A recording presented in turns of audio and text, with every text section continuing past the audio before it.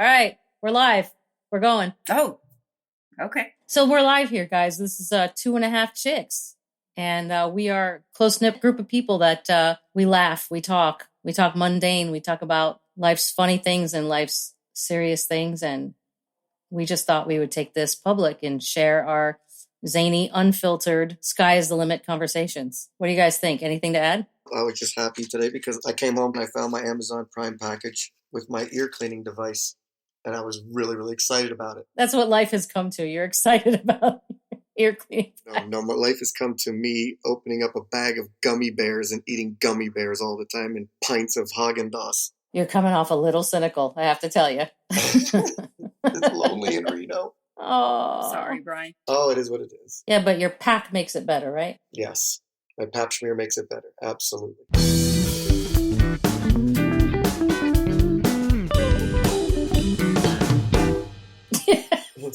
Because that's what it feels like. I'm being pap smeared rectally. So how's everybody's day going? How did everybody do today? Did good. Getting ready to travel. Lots of discussions about this podcast coming up until now and finally came to fruition. So I guess we should describe what the 2.5 Chicks is. We came up with the name 2.5 Chicks because this half a chick is very in touch with their feminine side and basically is considered one of the girls.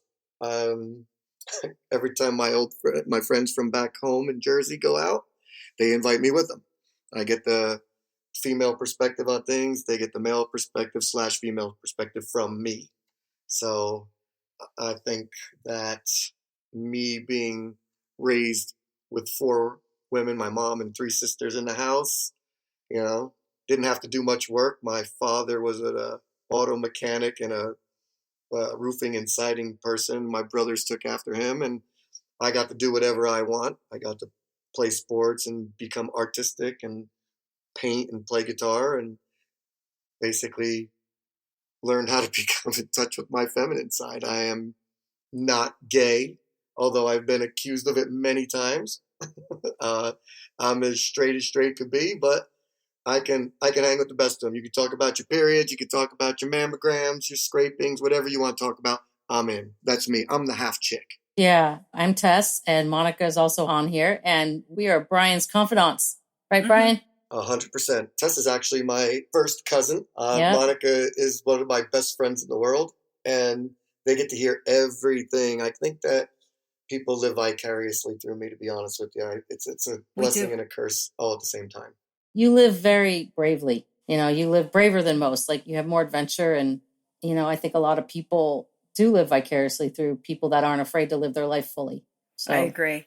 You take risks, and sometimes they pay off. Sometimes they don't. Monica's favorite line to me is, "Oh, Brian." Especially when you told me you did something to get back at somebody. That's what I would say the most. Like, "Oh, Brian." Yeah, I could be a little vindictive. Actually, I could be a lot vindictive. I'm working on that. I haven't been so vindictive in a long time. Well, kind of it goes with being a little bit of the heritage too. Yeah. That heritage of, when somebody wrongs you, you're pretty much done with it. Yeah, it's tough being Italian, French, and from New Jersey. And when somebody does you wrong, you feel like, feel a little Tony Soprano in you, Me, I've been a California transplant from Rhode Island. So I've got East Coast blood in me, but I've been on the West Coast for a while. And I know that I feel 100% at ease when I'm around somebody with that East Coast mentality and that no filter mentality. You can take the girl out of the East Coast, can't take the East Coast out of the girl. I know that's why I love having these conversations, because they're honest, they're brutally honest, they're unfiltered, and you know where you stand with people, good and bad. You don't wonder. You don't get somebody smiling to your face and then stabbing you in the back. No, that's definitely not an East Coast quality. Mm-mm. No. East Coast will tell you they hate you right to your face. That's right. And then take you out for a beer afterwards. Yeah. See, that's comfortable. That's like better than not knowing where you stand with somebody. Yeah, well, I have a really great friend. Her name's Tia. And I had a wine party. Oh, yes, I remember. I got a little pompous talking about the wine. This is this and this is that. This costs this much. This costs that. She said, "Pump the brakes, dude. You're from Manville." She said, "You're not that impressive." And it slapped me in the face. And you know what? Never talked about it again. You want to drink the wine, drink the wine. I don't care if it's a $5 bottle or a $200 bottle now. Now you just drink it. Yeah, because you were getting mad because people were bringing $13 bottles of wine and you had $35. It's like, I had a very expensive wine refrigerator filled with very expensive wine, and then people bringing the 13 Crimes, the was it Leapfrog or what the hell kind of frog or something like that. And I was like, oh yeah, you're gonna bring that, and then you're gonna open up my Camus and my Lark mead. And she's like, well, So not only is it BYOD, but BYOD with a certain value. well, it was for a minute. I'm just kidding. No, it was fair. It was fair. She slapped me in the face, basically, metaphorically, and said, "You need to stop that. You need to stop ever acting like that. I know where you came from. I've known you since you were 5." I was like, oh boy, ouch. It's hard to pull the wool over somebody from the East Coast size. That's all I'm trying to say here.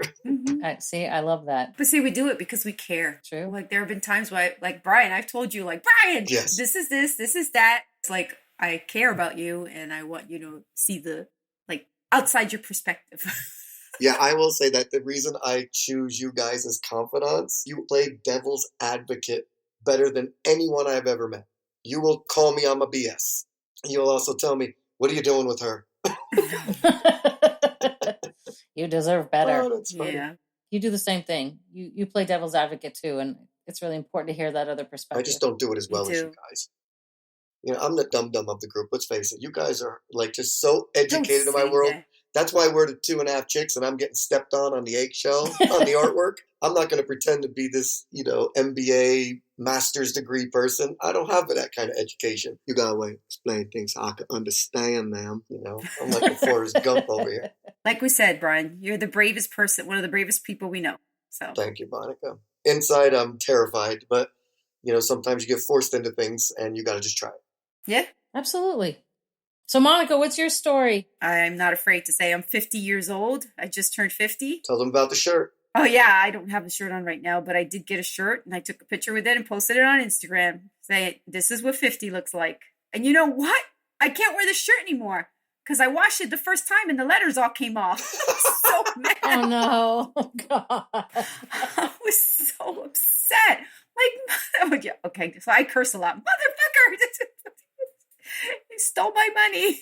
Yet another thing that makes me comfortable. Oh, yeah, Brian can tell you I curse like a sailor. Oh, yeah, she does. And like everybody thinks like I'm such a sweet little one. I'm such a sweet little Monica. And all of a sudden, motherfucker, what the hell are you? What the fuck? And Yeah. people are like, what the hell? Sometimes I look at her and do, Monica. When did you turn 50? January, end of January. All right. I'm just 6 months ahead of you. So it's good. It's good. I'm okay with that. I was telling Brian, I did decide recently that I'm going to go back and get my master's. So Oh, good for that's you. going on with me.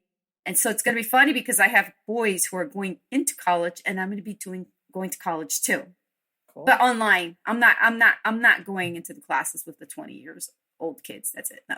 No, she's going full on Rodney Dangerfield. She's gonna I be know, having right? parties. Yeah. People are gonna be hanging out at her house. Monica's gonna be the one in the jacuzzi where the guy's underwater. Oh my God. Oh my God. No. I wish I was that brave, Brian. I'm going to be the one. Actually, I'm going to be the one that's going to see the young girls making dumb mistakes and sitting them down and telling them what they're doing wrong. Yes. That's what I'm going to be doing. Yep, Mama Bear. Like, you're going to regret this. Going after this guy 20 years from now, you're going to regret this. That's awesome. Well, yeah, same. Coming from the woman that says, I wish I would have done a lot more things when I was I younger. know. No, that's what I'm going to be telling them. Forget the boyfriend and go sow your oats.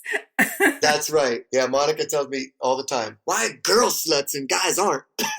Why can't we just do what we want? And I'm like, you can. You go do what you want. They can. Actually, that's becoming more and more of a thing. Yeah, but when I was younger, it wasn't a thing. No, you're right. It was You're not a right. thing. I'd like to see more of that out here.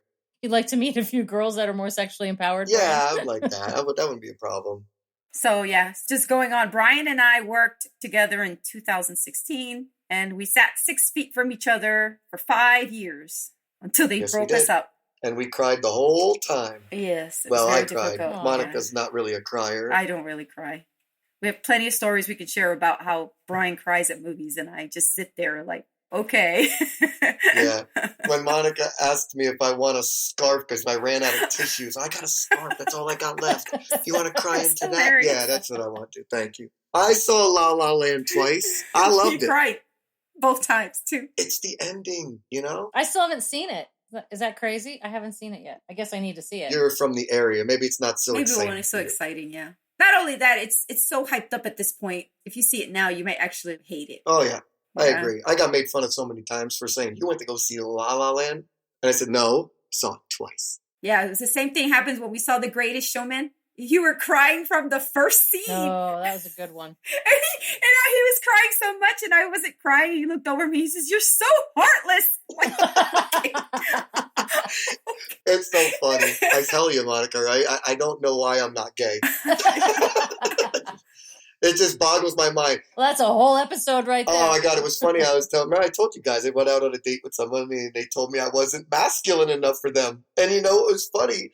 I was so kind of upset with them for thinking that. Yes, I cry a lot. I won't fix your car. I'm not going to put up sheetrock. You know what I mean? I dress nice. I pluck, you know what I mean? I trim.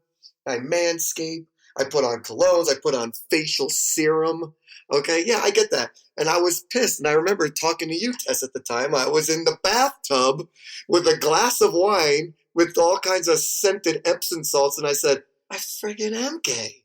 I'm bad-mouthing this woman. And here I am. Look at me. I'm sitting in a tub with a glass of wine. With the lavender scented soap. And I was like, oh my God, I'm the gayest Look, it person I just know. means that you can appreciate some of the finer things in life. That's all. One of my best friends, Joel, back in Jersey, said to me, do not adopt their outfits. So I am struggling right now. I mean, oh my God. There's a whole bunch of other women that would complain that men aren't sensitive enough. So you can't win for losing. I'm all in the bedroom, but outside that, when we're watching a movie, I'm like, I'm your girlfriend. I think it's kind of funny though, because I'm like Monica, like I don't cry easily at all. Yes, and it's funny because I also tell people when I describe Tess, I say, Tess is very stoic and she will listen to everything you say. And if she wins the lottery or if somebody dies, she has the same poker face. Oh my God, you're not the only person that's told me that. Oh my goodness. So Monica, going back to you, I know I cut you off because we start talking about you, and then I would rather what you can do is make me laugh again by telling you about the t-shirt when you got that, how you were the first person ever to speak to a kiosk t-shirt maker for an hour or two because it makes me laugh. So I go up to the kiosk. It was a young guy. I mean, he was in his 20s. And I'm actually very guarded around men because I don't like them to think I'm flirting. So I completely let my guard down because I thought he was a kid. So I tell him, I want a t-shirt and I want to know how much it costs. And he says, well, what is it you're going to put on there? And I said, this is what 50 looks like. I even got all cutesy. He's like, 50? He goes, you do not look 50. I'm like, well, thank you. But I am. I'm 50. I'm turning 50 in 2 months. And he goes, oh. And then he goes, are you married? I'm like, no. Like, where is this? I'm like, at that point, I'm like thinking, where's this guy going with this? He's like a kid. I thought he was a kid. I'm not expecting him to do this. And he goes, and what are you thinking about doing on your birthday? I said, I really just want to go to the beach and just sit at the beach and drink a Mai Tai and just relax on the beach. That's all I want to do. He goes, well, are you going with someone? I said, no, just by myself is fine. He goes, well, if you want, I'll go with you. Keep in mind, this is a kiosk guy. Okay, I'm not belittling it. A job is a job. But this is the same person that probably next week is like, hey, you would like to try a sample of this cologne? You want to buy an iPhone case? So what did you say? I literally felt like somebody had thrown water in my face and I was sputtering it out like, I didn't know what to say. Like, oh my God, this guy just came on to me. I'm like, I don't know what to say. And I said, no, that's okay. No problem. Thank you very much, though. And then, at this point, I don't remember the conversation very well, but we started talking and he was asking me questions and I had nothing to do that night. It was a Saturday night. I was bored. I was just going to go home. So I was just talking to him and the guy started talking about his views on life. And it was pretty interesting. And on how men don't like their women to have too many partners because they like to be kings of their own kingdom, and they don't like it when a king, these were his exact words, they don't like it when other kings have lived in their kingdom. He fascinated me really, because I just thought, oh my God. And then I asked him, like, how old are you? He goes, I'm old enough. At that point, I was just like amused by him, like when he started talking. So I let him talk and just keep going and going and going. And I would counter him. You know, I didn't argue with him because very rarely do I argue about this stuff. And I didn't want to waste my anger on him. So I was just really, and I would counter what he was saying, but saying things like, the happiest marriages are the ones that where women are submissive to their husband. And that's the way it's supposed to be. Like his mother is very submissive to his father. And then saying that, you know, there are girls that you marry and there are girls that you don't. I mean, like, I felt like I was in the 80s again. And he kept asking me like 3 times throughout the whole conversation. He's asking me like, so I can give you my number if you want. I'm like, does he really think? I love that Monica was so upset with this guy and didn't realize this is that kiosk. I went for it. This is what 50s looks like t-shirt, you know? He even offered to become a counselor for me so that I could meet my forever person. Oh. That's the 2 hours, all this stuff was going on. It was funny because when she told me the story, she said, you're not going to believe this. Wow. I met this guy at the mall at a kiosk and he was flirting with me. And the first thing I said was, did you get some dick?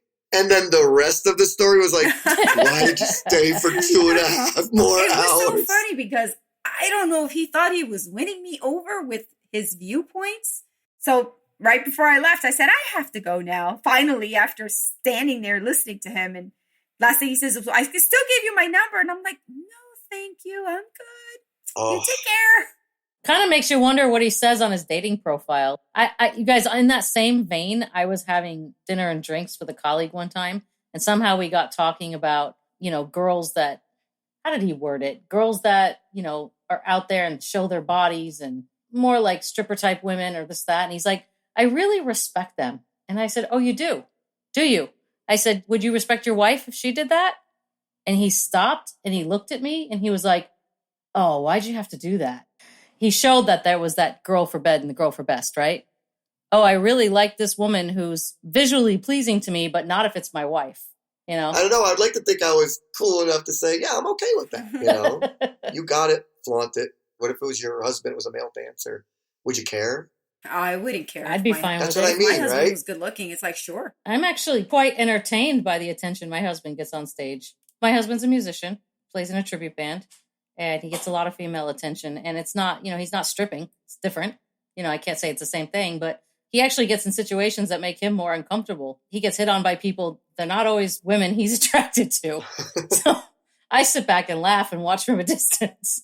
Actually, yeah, I don't know if I'd sit there and go to a strip club and watch it happen. I don't, yeah. Like, you know, like, but, you know, if they came home and just took a quick shower, right, I'd be okay. Now, mind you, I haven't been to a strip club since I was like 21 years old, 22 years. I don't know. But I do remember that scent, and it was like stripper perfume. But Tess, I kind of went into myself, but we didn't really hear about you. Put on your seatbelt. Oh, let me see. My story's not that exciting. Yeah, no, just work too much. Married 22 years, kid going off to college. Yeah, like I said, East Coast transplant into the West Coast. Never really blended into the West Coast, but built a life here, so kind of stuck on the West Coast. I promised I'd never move out of the West Coast while my son was going to school, because that's what happened to me. Moved in the middle of high school, so stayed here, built up a good career. Have a musician for a husband. Yeah, not a lot too exciting. Well, Tess, you got a trip this weekend, though, right? Yeah, heading out to Arizona to look at Arizona State University. And then next weekend, Utah. Weekend after, Penn State. So, yeah, we're doing like 4 colleges, 4 weeks. Now, are you driving to Penn State or are you flying to Penn State? Flying. Flying to Penn, flying to Utah, driving to Arizona. Flying to Reno. He's considering Reno, too. Penn State and Arizona are really expensive. He's getting a break at Utah and Reno, financial break in the Western Undergraduate Exchange Program. So we're checking it out. We'll see what happens.